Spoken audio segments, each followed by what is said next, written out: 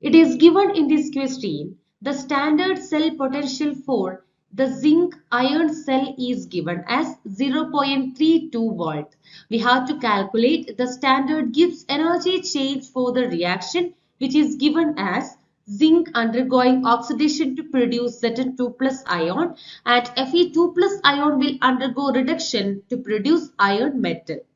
We have the equation to find out the Gibbs energy change in a reaction, that is delta G is equal to minus N of E naught cell.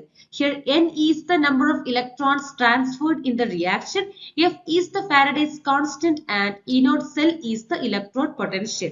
Here we can see zinc is losing 2 electrons and Fe2 plus is accepting 2 electrons. So N value is 2, that is the number of electrons transferred will be 2. The value of electrode potential is given as 0.32 volt and that of Faraday's constant is 96487 coulomb. By substituting all these values in this equation, we can see the value of Gibbs energy change delta G is equal to minus 61,751.68 joule per mole. But from these options we could see that all these answers are in kilojoule per mole. So we need to convert the value into kilojoule. So it will be minus 61.751 kilojoule per mole. So from these options the correct answer is option A.